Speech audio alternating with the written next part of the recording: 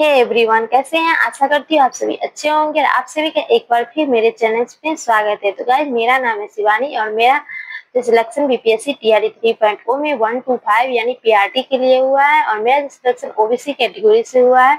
और गाइस, आज ये वीडियो में बात करूंगी ज्योग्राफी के ऊपर, क्योंकि इससे पिछले वाले वीडियो में बहुत सारे स्टूडेंट का कमेंट आ रहा था कि दीदी ज्योग्राफी के लिए हमें क्या क्या पढ़ना है, इसमें कौन कौन से इंपॉर्टेंट टॉपिक है वो बता दीजिए। तो गाइज, आज की वीडियो में बताऊंगी कि आपको है ज्योग्राफी के लिए कौन सी बुक लेने चाहिए और ज्योग्राफी के अंदर कौन कौन से इम्पोर्टेंट टॉपिक है जो हमें पढ़ना है। तो गाइज, आई होप आज का वीडियो आप सभी के लिए बहुत ही इम्पोर्टेंट होने वाला है। तो उससे पहले अगर मेरे चैनल पर नए हैं, प्लीज चैनल को सब्सक्राइब कर लीजिए गाइज। और चलिए वीडियो को स्टार्ट करते हैं। तो गाइज, अगर ज्योग्राफी की बात करूँ तो ज्योग्राफी में जो है फैक्ट्स बहुत ज्यादा है और हमें पढ़ना भी बहुत ही ज्यादा चीजें हैं, मगर जो भी इम्पोर्टेंट टॉपिक है वो आज मैं के वीडियो में बताऊंगी। और कौन से बुक है जो आपको ज्योग्राफी के लिए पढ़ना इम्पोर्टेंट है और कौन से यूट्यूब चैनल है जो आपके लिए बेस्ट है और मैं जो खुद फॉलो की हूँ वही सब आप आज के वीडियो में बताऊंगी। तो सबसे पहले बात करूंगी ज्योग्राफी की। तो ज्योग्राफी में हमारे जो नंबर ऑफ क्वेश्चन की बात करें तो पीआरटी में देखें तो अगर ज्योग्राफी की बात करें तो हमारा जो क्वेश्चन पूछे जाते हैं 30 नंबर के पूछे जाते हैं ईवीएस के पार्ट को और आप ऐड करके देखते हो। और वही अगर आप सीधे ज्योग्राफी के पार्ट को देखिएगा तो उसमें हमारे 15 से 20 क्वेश्चन पूछे जाते हैं। और वही अगर टीजीटी पीजीटी जूनियर टीचर की बात करें तो उसमें जिनका सब्जेक्ट स्पेसिफिक है तो उसका जो है 40 नंबर के पूछे जाते हैं। और वही जीएस के अंदर 8 नंबर के ज्योग्राफी से पूछे जाते हैं। तो हमारा जो कह सकते हैं ज्योग्राफी का अच्छा खासा भाग है और ज्योग्राफी में पढ़ना भी बहुत चीजें हैं। तो ज्योग्राफी में कौन कौन से इम्पोर्टेंट जो टॉपिक है वो आज के वीडियो में बताऊंगी। तो गाइज, सबसे पहले जो ज्योग्राफी में हमारे जो 3 टॉपिक से क्वेश्चन पूछे जाते हैं उसमें जो हमारा फर्स्ट टॉपिक है वो भारत का भूगोल पढ़ना है, दूसरा टॉपिक जो हमारा विश्व का भूगोल है और तीसरा जो है बिहार का भूगोल।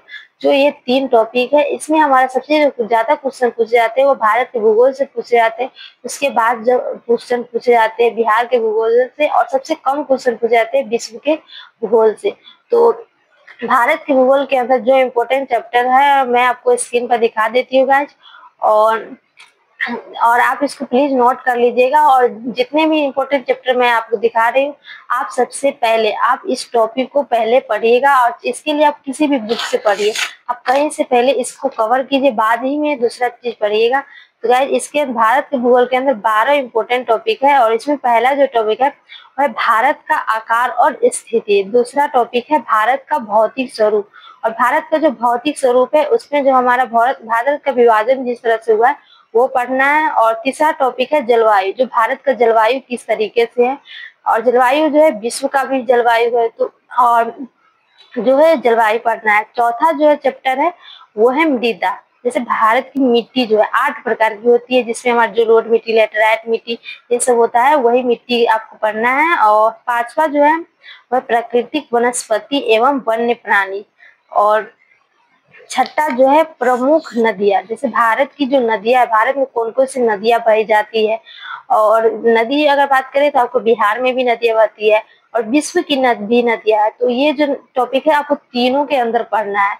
तो ये जो है छठा टॉपिक। सातवां टॉपिक है कृषि, जैसे भारत में कृषि जो है कृषि किस तरह से किया जाता है, इसके अलावा जो स्थानांतरित कृषि है उसको अलग अलग राज्यों में किस नाम से जाना जाता है, क्योंकि अगर आप टीआरई 1-2 में देखें तो इससे क्वेश्चन पूछे गए हैं। तो ये भी इम्पोर्टेंट टॉपिक है। और आठवां जो टॉपिक है खनिज, जैसे भारत में जैसे कोयला सबसे ज्यादा कहाँ पाया जाता है और बिहार में कहाँ पाया जाता है, ये सब आपको पढ़ना है। तो और विश्व में भी पाया जाता है, मगर जो है आपको जो है भारत और बिहार का इम्पोर्टेंट है खनिज में, तो आप इसको पढ़िएगा।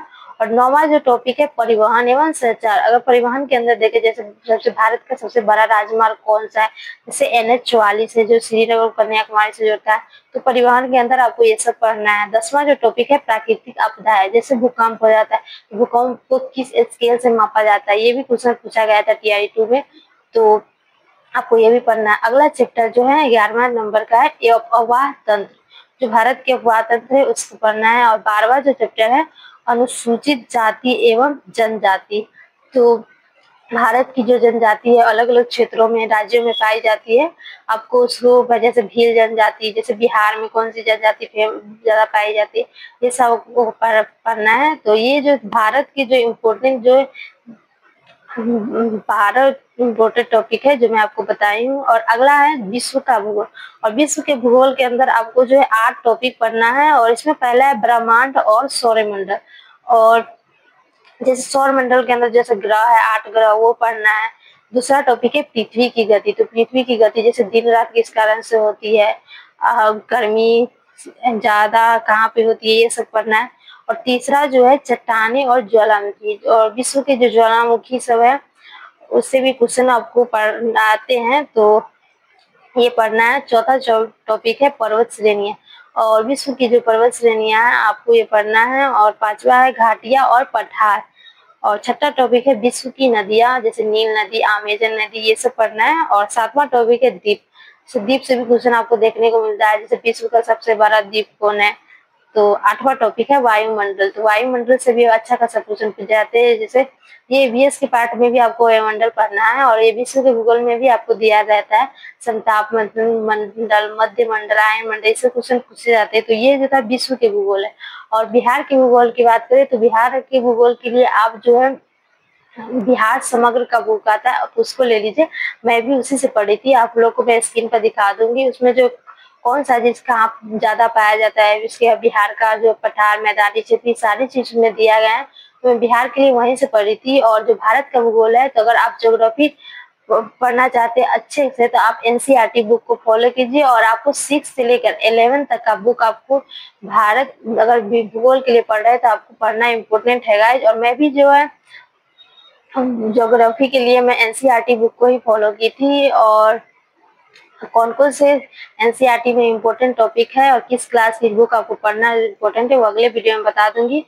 तो गाइज आप जो है एनसीईआरटी बुक को ज्योग्राफी के लिए फॉलो कीजिए। और ये जो इम्पोर्टेंट टॉपिक है जो मैं आपको ज्योग्राफी में बताई हूँ, और इसके लिए बुक की बात करें तो आप जो सबसे जो बेस्ट बुक है, आप एनसीईआरटी का जो है महेश वर्मा का वन लाइनर सार संग्रह आता है, वो बुक ले लीजिए। इसके अलावा जो मैं बोली हूँ क्लास 6 से 11 तक का एनसीईआरटी बुक आप जरूर पढ़िए, क्योंकि अभी आप लोगों के पास एग्जाम के लिए टाइम अच्छा खासा है और बहुत पतली पतली बुक होती है। तो आप जो अच्छे से पढ़िएगा तो एनसीईआरटी बुक अच्छे से आप जो है 1 महीने में आप इतने सारे जो है क्लास 6 से 11 तक का बुक अच्छे से कवर कर लीजिएगा।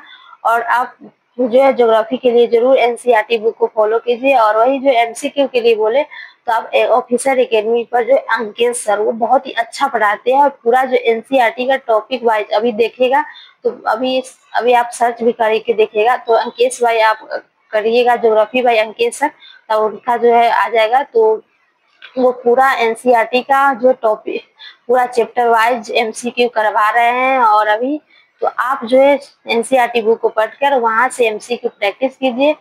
और इसके अलावा जो है आप जो है बीपीएससी पूर्वालोकन का जो बुक आता है, आप उसको ले लीजिए और वहां से क्वेश्चन प्रैक्टिस कीजिएगा। तो ये जो है ज्योग्राफी के लिए मैं पूरा बताई हूँ, और जो मैं खुद फॉलो की हूँ वही आप लोग को बताई हूँ। तो आई होप आपका जो है ज्योग्राफी के ये जो भी डाउट होगा वो क्लियर हो गया होगा। और ज्योग्राफी में फैक्ट ज्यादा है और टेस्ट भी सब्जेक्ट में थोड़ा कम रहता है, और गाइज इसमें से एग्जाम में अच्छे खासे क्वेश्चन पूछे जाते हैं। तो इसलिए मैं कहूंगी कि आप ज्योग्राफी को अच्छे से पढ़िए और सबसे ज्यादा एनसीईआरटी बुक को फॉलो कीजिए।